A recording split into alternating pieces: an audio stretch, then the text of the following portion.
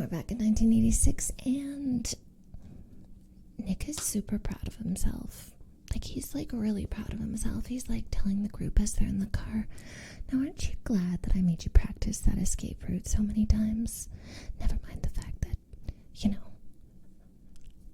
Andrew seems like he's incapable of movement anymore, and, one of their guys got shot. I think he's dead. Yeah. No, Nick is there, and he's just proud now. And Paula's there to just bask, to just lather him with praise. And Jane is quiet and sick with worry, and Andrew is just straight up sick. He can barely move. He can barely function now. The coughing is turned into this rasped, almost strangled breathing, and it's unsettling. And every breath is like an unsettling rattle deep in his chest. And honestly, Jane is terrified. She's so worried. And they only just managed to make it out of the safe house without being caught, because honestly, that was so close. And she's afraid. She's afraid because, oh my God, I can't bring a kid into this type of life, into this world. That's crazy. Oh my God. A world where her father is dead. Her father is dead. She keeps reminding herself that because it seems crazy. Her father who'd beaten her, who'd assaulted her as a child repeatedly, who'd been shot in front of a crowd of people right in front of her because of her and Nick and Andrew and Paula and the rest of their group. And suddenly Nick is way more subdued because he sees it in her, the way she's pulling away. And he looks sad, he looks devastated by it, like she's betrayed him. And she can't help it. She feels like the yo-yo again, because suddenly she's just there and she's telling him, "It's okay, I love you. I can't live without you." And she's trying to reassure him, now comfort him, because he looks so lost and hurt. And she's just singing praises and praises in his ears all the way to their next safe house, the farmhouse, Edwin and Clara's farmhouse. And she just kept whispering and whispering and whispering until finally he was calm and in her arms. And there she was, the yo-yo being pulled back into his open hand, into Nick's open hand. And he reassures her, he reassures Laura he reassures Jane that, "Don't worry about the guy who got shot. I know him. I know his name. I know his family. I'll get money to them. I'll let them know what happened to their son.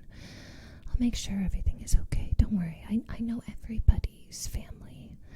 What do you think? I'm the one who recruits them. I'm responsible for you. Of course I'll take care of you guys." And she tells him his name. But at the farmhouse, after being greeted by Clara and Edwin, they're settled in and they're watching the news. And Clara's looking after Andrew somewhere else. But that's when on the news, they give the name of the member of their group that was shot and killed. And it's not the same name. Not even slightly. Not even remotely close. And it's like a rubber band snapping in her head, because suddenly she's just disgusted. It's like revulsion is just filling her up, and where she was adoring, she's disgusted with him.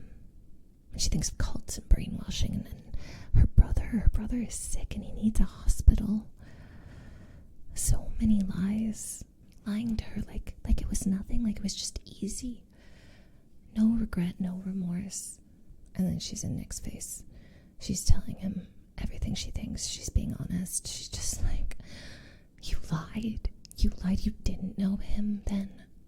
You lied to me. You lied about everything." And then Paula's there to defend him, calling her a dumb bitch, a spoiled dumb bitch who never took it seriously, who was just there to play pretend. And Jane can't deal with this anymore, because Paula's just, ugh. And Nick who could just lie to her like that. She heads away from them because she can't be near them right now. She can't be near the constant pressure of Nick. And she knows Andrew. She goes to him. She knows that Andrew's all in. That he's mean, he was friends with Nick before she even knew Nick, before they'd started dating. It had been Andrew who brought him home from college. But when she checks in on him, she's terrified because he looks worse somehow, if that was even possible, because his skin is pale and pallid and graying and almost blue. He looks like he's dying. And Clara's face looks devastated, and she's looking at Andy. And she tells Andy, he's got it. He's got AIDS. And Jane can hardly believe it, and she's pushing up his shirt, and there on all over his chest, she can see the lesions, the telltale signs that her brother has HIV, that he's dying of AIDS. And she goes away from all of this in a panic. And it's all hitting her at once because she's realizing a lot of things. She's just, the fury and the devastation is just hitting her all at once, And Nick comes into the room, and he's trying to charm her, and he's trying to charm her. She notices, she knows what he's doing. He's trying to manipulate her back into his fold, back under his control. You knew he was sick. You knew he had AIDS. You knew, and you stole from me, Nick. You stole from me. You sent me to Berlin. You stole what little time I had left with my brother. You knew he was dying, and you didn't tell me, and you sent me away. And Nick's already there. What was his idea? He wanted to spare you this. He didn't want you to know it was his idea. I was just respecting his wishes, and Jane knows it's the truth. She knows it's not a lie. She understands now. She knew that Andrew would have believed this was the right thing to do. Once Nick had planted the idea in his head. Yeah. And she's sobbing. He needs to go to the hospital. He can't die like this. And they both know really how devastated Jane had been, because Jane had worked in one of the AIDS wards. She'd worked in one. She'd seen a lot of people die to this disease. She'd watched a lot of people die to it. And the worst one had been a man who'd wanted to die with his family, so he'd been released to them, even though the doctors told him it's not a good idea, you should stay here. But he'd wanted to die with the comfort of his family around, and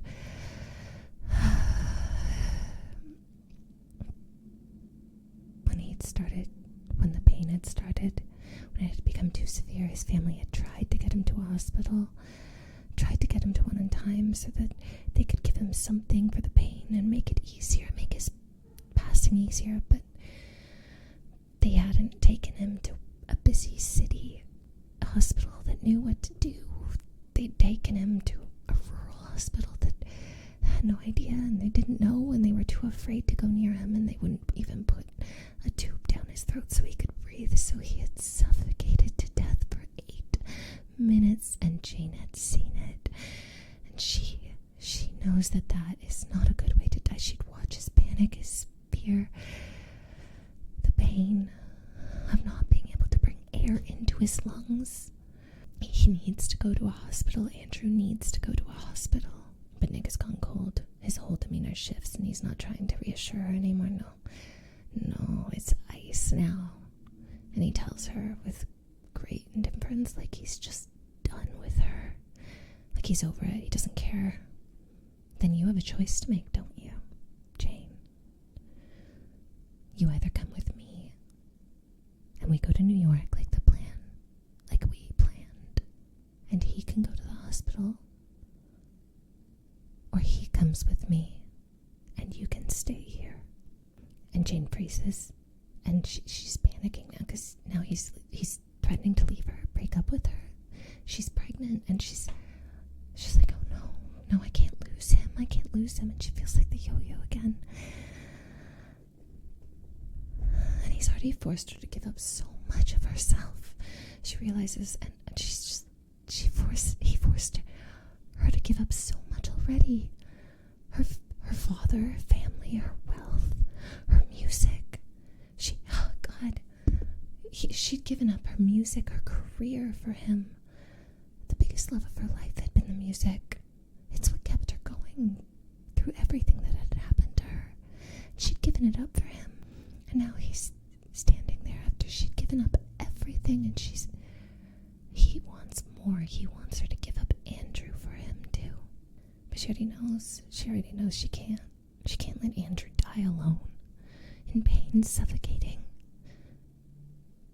She tells him, no, I won't leave Andrew. Andrew's not going with you. I'm going to take Andrew to a hospital. And he explodes. The rage, the loss of the control, everything, the fury just explodes.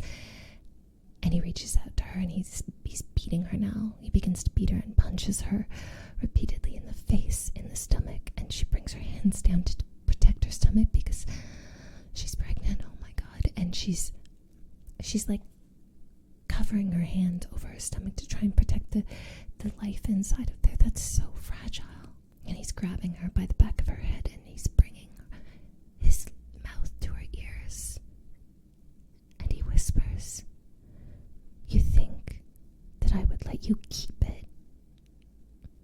That I'd let you domesticate me? That we would just live some suburban life together? You think I'd let you keep that thing growing inside of you?" The next one. We'll keep the next one as what he'd promised her before. After the last time. After he'd beaten her and forced her to get an abortion. We'll keep the next one. And she realizes he had never, ever planned to let her make any choice for herself. It's that last straw, it's the final break, and she's almost grateful for it later on, to be honest. Gina's almost grateful for this moment because she'll remember it. She'll remember those cold words. And she won't follow him anymore. She can't after this. And then he's strangling her. And she passes out. Back in 2018, Andy finally reaches Clara's place in Illinois. And she's not sure what she was expecting, but she realizes that Clara was once a really famous ballerina. Like, extremely famous. Also, Clara is a bit confused. She has early dementia or something because she almost seems like she recognizes Andy, but she's not calling her Andy. She looks at Andy and she says, "Oh, Jane, I just put Andy down for a nap." And Andy is just thrown because what? Who is she? She took care of her? Did she take care of her when she was a baby? And who's Jane? Jane? And she realizes, oh my God, that's my mother's real name. This woman knew her mother's real name, real identity, and apparently had taken care of Andy. And she learns more from Clara's very shaky mind. She learns Paula's true name. So she hops on Google, armed with that information, and she finds out all about Paula's incarceration. She finds out everything, actually. She was part of a revolutionary group that had led to the death of Dr. Martin Queller, who she realizes, when she realizes who her mother is her grandfather, which is just bizarre to her. And she finds videos, archive footage of a Jane Queller playing Carnegie Hall as the youngest woman to ever do so on the piano. Her mother was a world-renowned pianist, and it's just like her mother was somebody, and it literally shakes her so much that she's just like, you know what, screw it, screw what my mom said. I can't do this. And she calls her mom because she's just like, what? You were someone. You were somebody. And you left it all behind to become nobody. And Laura's already on the phone, and she's just asking her, Laura's on the phone, and she's like, Andy, where are you? And she's like, why would you do that? Why would you leave it all behind to become a nobody? You were somebody. Laura's voice changes. I don't want to be somebody. I like being nobody. And then Edwin's home. Edwin, Clara's husband, a lawyer, who also knows her mother because he sees Andy, recognizes her immediately, and his face just changes, like he's worried about her, like he loves her. The way Gordon looks at her, he's looking at Andy like that, and he almost thinks, is this my real father? And Andy watches as they talk, because Andy's taking the phone from him and he's speaking to Laura, and Edwin is immediately reassuring her mother, saying, no, it's okay, it's hidden, don't worry about it. No one knows where it is, it's hidden. And Andy is barely registering this because it's the way he's talking to Laura, talking to Jane, her mother. Edwin and Clara, they really know her mother and care about her, and care about Andy too. And then there's a shot, and there's more shots. Click, click, click, click, click. So many shots, and Edwin's brain is outside of his body. And he's on the floor and he's dead. And Paula's there. And she aims the gun at Andy. And she shoots her too. And Laura's screeching into the phone on the other line. Screaming. It's back in 1986. It's back in 1986, and Jane is waking up from being strangled by Nick. She's bleary and confused and slow and feeling kind of numb. And she makes her way out of the room that Nick had just left her in, and she sees Paula in the kitchen. She's angry, hostile, and she's immediately like all up in Andy's face. You dumb bitch, you dumb spoiled bitch. It's because of you that I have him stuck here babysitting instead of by Nick's side like I should be. Honestly, Jane knows exactly where Nick is. He's gone to plant the bombs. This has been another part of their big plan. Bombings. Glorious bombings. Bombings all over Chicago and New York to really send a message, Nick had said. But Paula, whose rage always gets the better of her, really lets Jane know more than Paula probably wants her to know, because she's just so easy to manipulate, really. And Jane is so tired and numb, and Andrew's still here, and she needs to get him to a hospital. Yeah, sure, she's there. She's waving a gun in Jane's face, a knife in Jane's face. And she asks her, you know what he did to me? You know what Nick did to me? How can you still follow him? Believe that what he did was right? She's just vilely telling her, well, you know what? You deserved it. You shouldn't have been questioning him. You got what you deserved. You're just such a spoiled brat. But it's wrong. And Paula says, well, you know what? That brat inside of you, it's the only reason that I'm not doing anything to you right now. And Jane's just like, what? So you know I'm pregnant. You know he beat me up. And you still think what he did was right? You don't realize how wrong that is. Wrong and right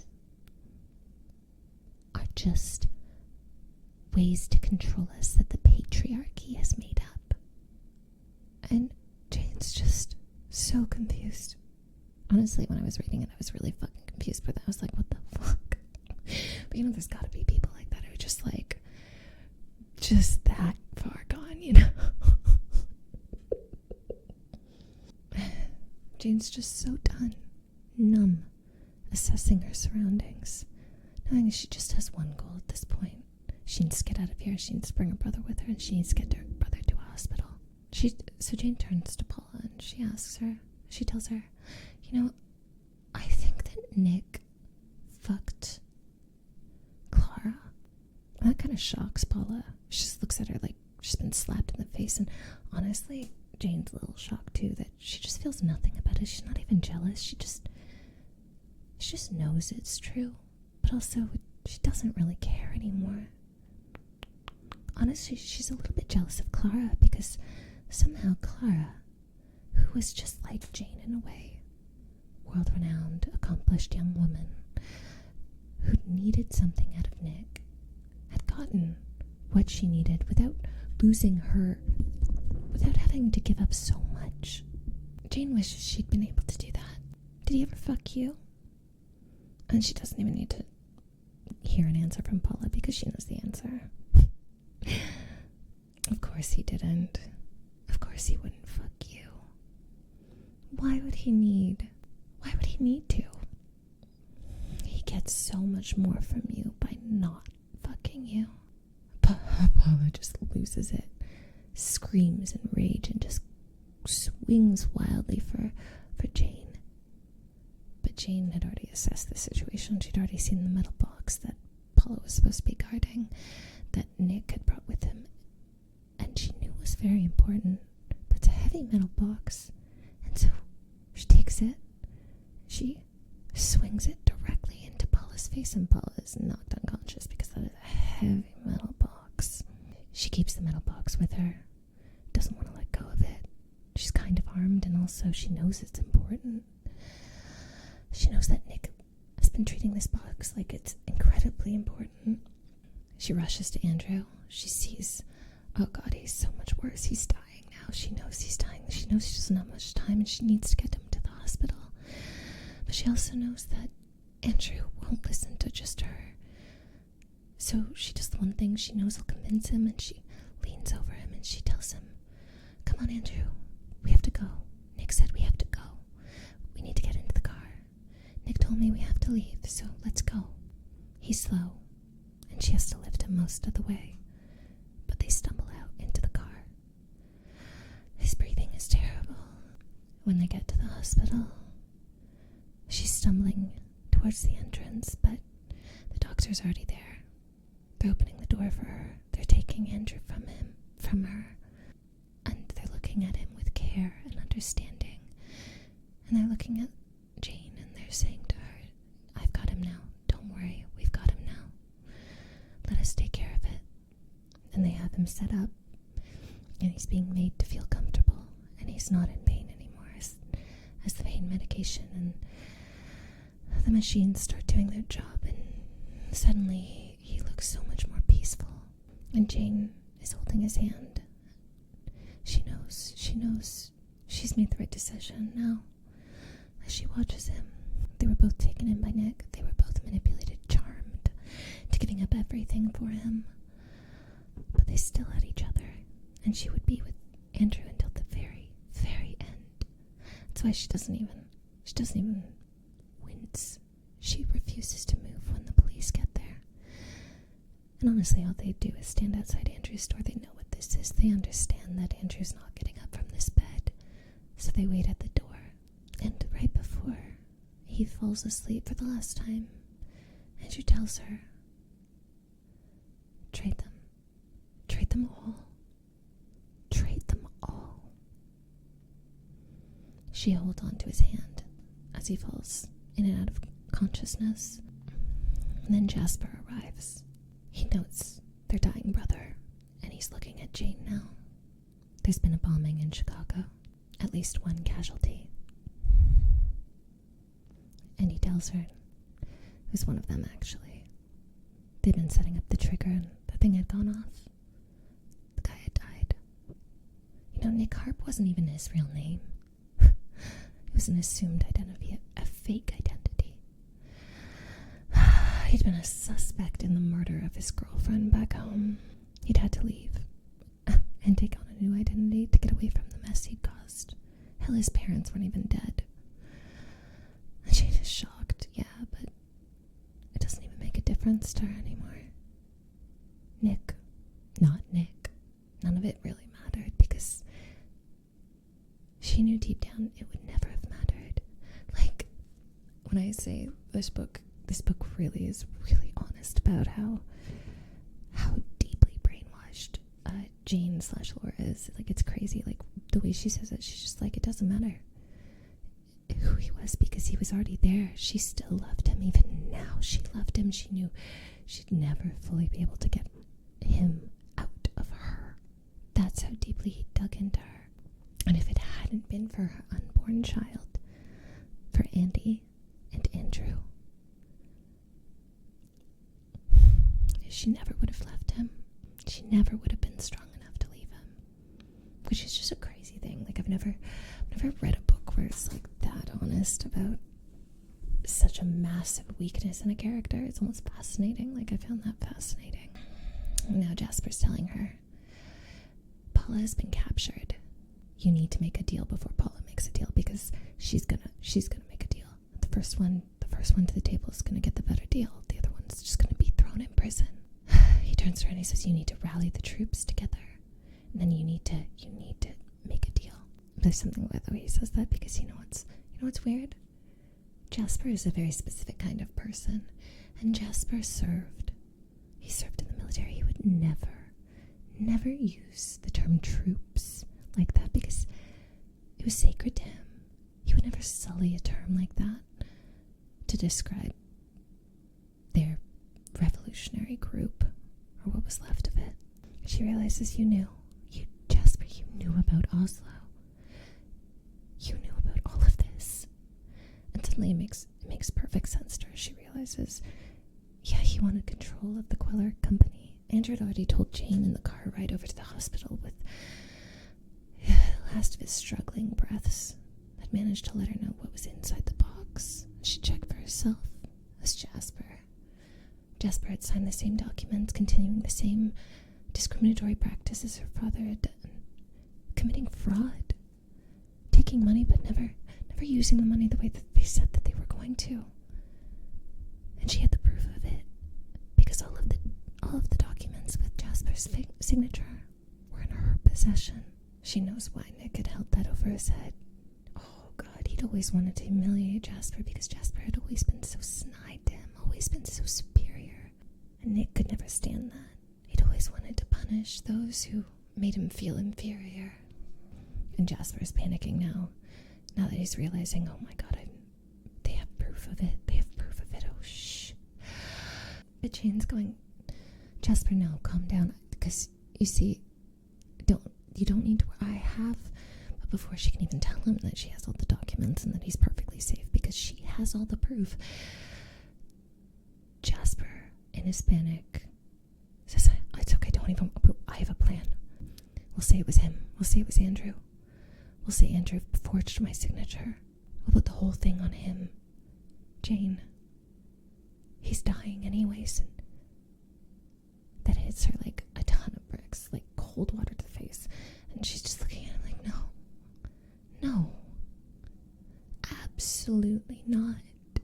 We're not putting this on our dying brother. He's dying. Well, he's getting what he deserves, really. After his lifestyle. He earned this death. This is his legacy. He deserves to have this on him, too. And Jane is just shocked, because she's realizing something. Lifestyle. He means Andrew was gay. Not just the drugs that Andrew had been doing, but Andrew was gay. She had no idea it was gay this whole time. And it makes sense now. She understands. And she's so sad that he never told her, because not for a second would it have made a difference. She'd never have stopped loving him. Honestly, it's almost like she would have loved him more, because he was the same as her. She gets it now. Why he was so taken by Nick. Because he loved Nick like she loved Nick. And they were the same. And Jane looks at Jasper. And she takes it all in. She wants to etch this into stone onto her mind so she never forgets it, because she wants to take in every terrible word he's saying about their dying brother. So she remembers, years from now, years, if she ever feels nostalgic or slightly sad and feels like maybe I should reach out to Jasper, she wants to remember this so she is reminded why she is never going to speak to Jasper ever again. She lets the hatred burn, and then she tells Jasper, if you ever try and contact me or betray me, I will hand over the proof of what you've done, of the fraud you've committed. Now get the hell out. And he looks terrified and he leaves her. She never sees him again. Andrew had said trade them all. And she's screaming for law enforcement, and she's standing there and she's still holding Andrew's hand, and she says, 3 hours to get me a deal, or I won't say another word. And she doesn't let go of Andrew's hand the whole time. Even when the agents come to her and they write the deal up, they make the deal in that room. She doesn't leave him. She stays with him until the end. You know, that part actually breaks me apart. That part is like the only time when I'm like crying. Back in 2018, Andy is bleeding. She's been shot. The bullet's still inside of her, but she's not dying, at least not immediately. It hurts. It does hurt her, but she's not dying, so there's that. And Paula's on the phone with Laura now. Hello, dumb bitch. If you hurt her, I will cut your throat open. That's Laura. Laura is cold and furious, too. Paula continues. You know what I want. You know exactly what I want, and you're gonna bring it to me. And because she has no other choice, Laura agrees. She agrees to meet up with Paula. And satisfied, Paula hangs up. And then she's hitting Andy in the head with the butt of the gun. And she's knocked out. Andy wakes up later in the trunk of Paula's car. And then she's pulling her out of the trunk, and Andy realizes that they're at a random motel. She has no idea where she is, but she's assuming her mother is going to be there soon. And she's terrified. Paula drags her out of the trunk, drags her into the motel, and then ties her, handcuffs her to a table. And they wait. They wait for Laura or Jane, for Andy's mother to arrive. Go on. Ask me anything you want. I'll tell you the truth. Paula's taunting her now. Taunting her like this is a fun way to pass the time while they wait for her mother to get there. Like she's gloating in her victory. And Andy realizes she's like actually certifiably insane. Like she's almost like, how the hell did my mother even belong to a group of people like this? Because God, they're crazy. But she asks the questions and she gets her answers. Finds out that Hoodie, the intruder that Andy had killed, had been sent by Paula. She learns that her mother, that Laura, was in prison for 2 years following everything that went down, and that in the meantime, Clara and Edwin had taken care of her. After 2 years, they'd actually wanted to keep her, but Laura had insisted, Jane had insisted. Her mother was in witness protection.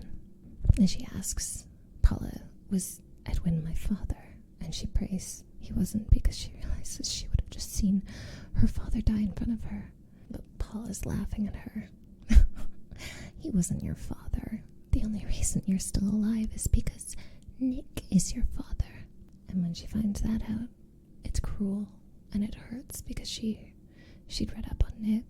He'd been the leader. And Paula's taunting her and mocking her for leaving a U.S. Marshal on her front lawn.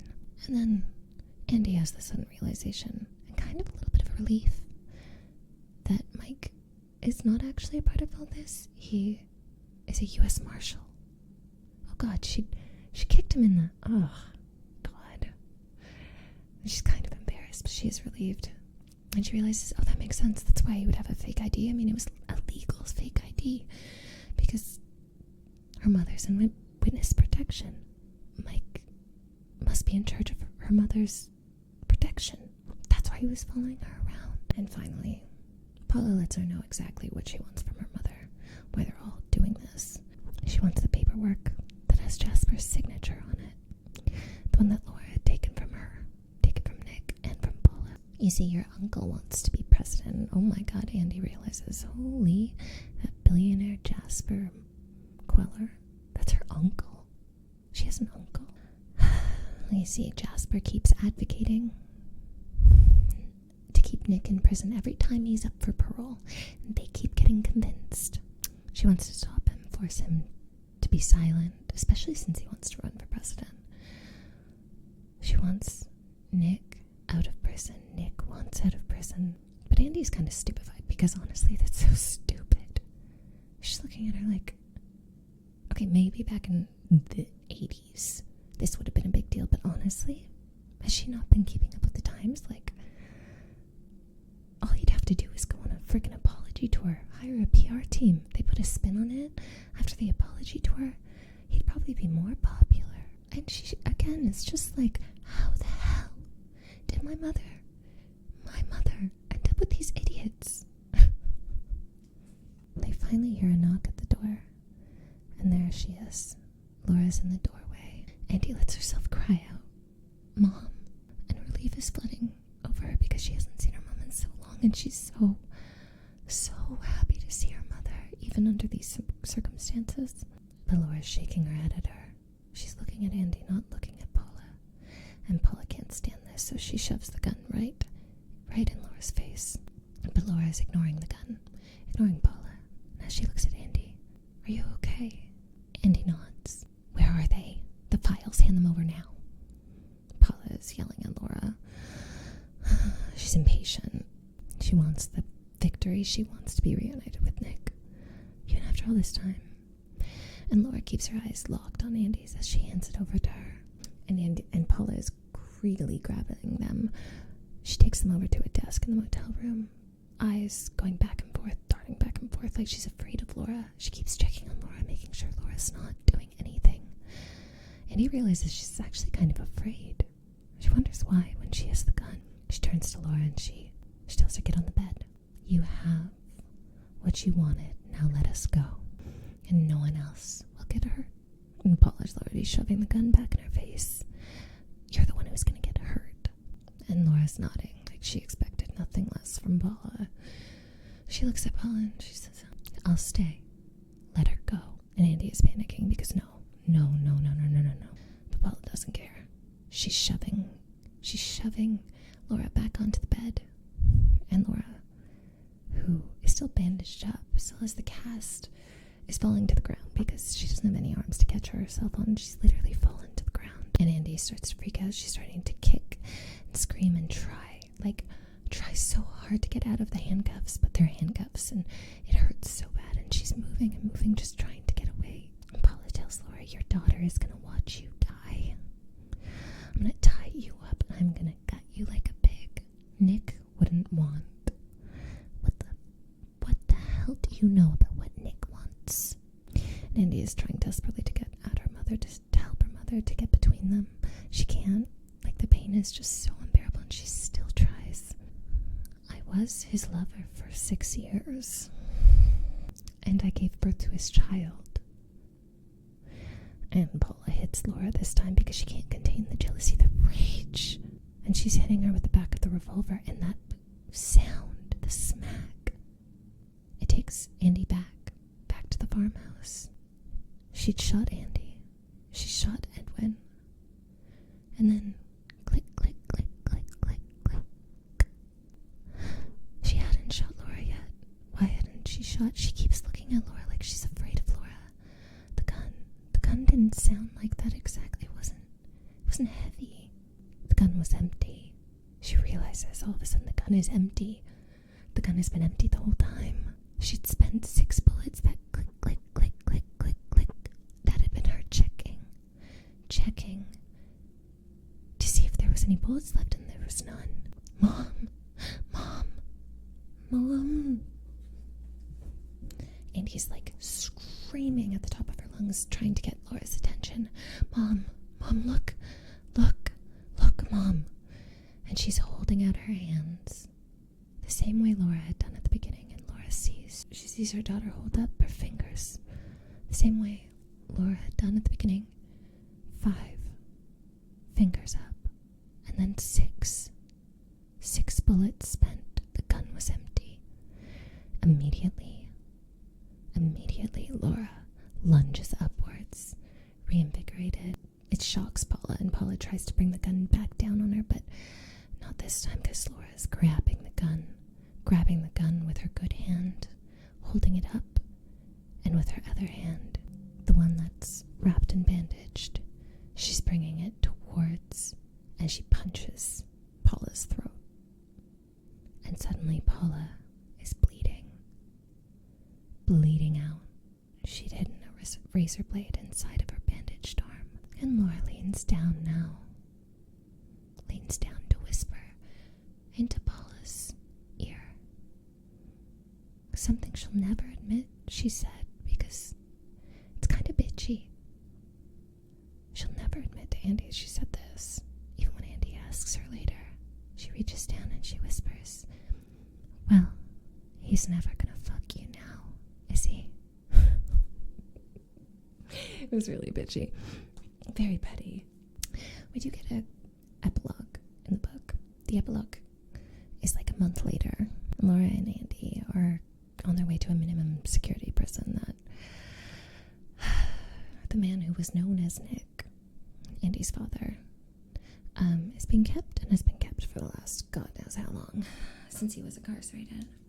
Mike, to Andy's delight and to Laura's dismay, because honestly, she does not like Mike. She sees the way that Mike and her daughter are flirting. She doesn't say a word, but she doesn't like it. He's got charisma. She learned a long time ago that charisma is a dangerous thing. He's there and he's helping Laura put on the little microphone that looks like a hearing aid into her ears. She steels herself as she goes into the room. The first thing she sees is that there's a piano in the room, and instantly her eyes are drawn to it. She still hasn't started playing the piano again, but her daughter keeps asking her to, and she really does want to play for her. She just, her hand's still recovering. She wants it to be good. Now the cast is off, so she looks at it, and then she sees Nick. First time she's seen him in decades, since he suffocated her. He looks at her and he smiles. And suddenly she feels like the yo-yo again, like it all comes rushing back, and she feels like a little girl, like the girl who fell in love with him, and she's just breathless. And he's charming, but he tells her, "You're so suburban." It's a judgment, an insult, a barbed word, and Laura just smiles. That's because I am suburban, and she's proud of it, proud of her life that she made for herself. You even got married. How boring. To a lawyer. It digs at Laura a bit that he finds her boring, but she won't let him see that. She's not here to lose. I love him, and he's all doubtful of it, commenting that, it doesn't sound like love, it sounds like just boring, suburban, normal, so normal. Like he's disappointed in how she turned out, and agrees. And she says something that is actually really beautiful, Karen's letter, wow. But she says, love doesn't keep you in a constant state of turmoil. It gives you peace. But he's still needling in at her. She's listening, and she's fighting back, and they're just kind of trading insults. And she's holding her own pretty well. But her eyes keep traveling over to the piano with a kind of longing, and Nick is noticing. And he orders her to play it. She hasn't gotten anything out of him yet, but she doesn't need a lot, really. Mike had told her he just needs one thing to tie him to conspiracy charges, and they'll have him in a maximum security prison for the rest of his life. So she goes to play the piano, and it feels like freedom, because suddenly it comes back to her, and her heart is just full of joy, and she feels like she's flying, and she's going too fast. She's not even in tempo, but she can't even help it, because she just loves it. She loves the feeling of the keys under her fingertips. It was still there after all that. She still had the music. Nick had never managed to take it away from her. And Nick, arrogant and thinking he'd already won, that he hadn't given her anything, but still managed to bother her, he leans in to whisper in her ear. She barely pays him any mind. She'd known this would happen. He's too cocky. He'd always been too cocky. He always thought he would always be able to outsmart people. And he thought right now that the sound of the piano would keep anyone who was listening in from being able to hear him, without realizing that the hearing aids weren't hearing aids, and he was whispering directly into a microphone. He tells her it was him. It was him, Paula. Paula to the farm to kill Edwin and to hurt Clara. He doesn't want to, but he'll have to hurt Andy if Laura won't cooperate with him. He'll hurt her. He'll kill her even. Unless she gets on that stand and testifies in his defense. Get her on that stand. Make her say that she wants to have her daddy back in her life. It's vile, but she barely reacts still, because she knows she's won. She doesn't even stand up right away to leave. She could, but she doesn't want to. She wants to finish what she started. So she plays out the rest of the song. Nick is kind of confused when she finishes, not fully understanding why his threats aren't even making her react slightly. And she stands. She goes to the door. She doesn't bear much mind. And Laura turns and says her last words to him.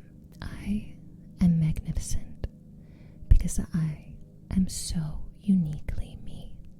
She closes the door behind her because really, she's not a lonely teenage girl anymore. She was 55 years old, a mother. She'd survived cancer. She's a businesswoman. And it was her life, not Nick's. She does know the truth, that she never would have left, never would have been able to get away without Andy. And she tells Andy, you saved me. You saved me. Thinking back over all of it, once she parts ways with Andy, that there's one thing Andy will never, ever get to hear. No matter how many things she confesses to everyone, she will keep this one thing until she goes to the grave. She had always believed with great conviction that the only way to change the world was to destroy it. Which is why she'd gone back to that biker bar in Berlin, the one that Nick had sent her to originally. That's where she got in the gun. That's why she flew out of East Berlin, where the security was lax, and she could smuggle the gun with her all the way to Norway. Much easier. Why she'd been the one to put the gun in the bag instead of the dye packs. And that's Pieces of Her by Karen Slaughter, and it is awesome. Oh my god, I loved it. I loved it so much. I think I like the fact that the characters are not like I like that you know that they're weak. There's like a weakness, but that makes when they're strong even better, you know? Like, oh god, it's so good. There's so much more stuff. It's such a long book. It's crazy. It's crazy. Karen Slaughter is crazy. She writes so